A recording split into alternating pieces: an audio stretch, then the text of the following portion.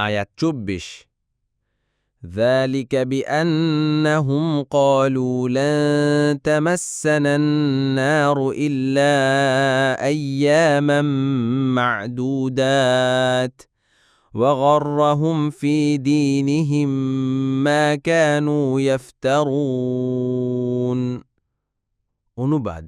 এটা এজন্য যে তারা বলে থাকে মাত্র কয়েকদিন ছাড়া আগুন আমাদেরকে কখনোই স্পর্শ করবে না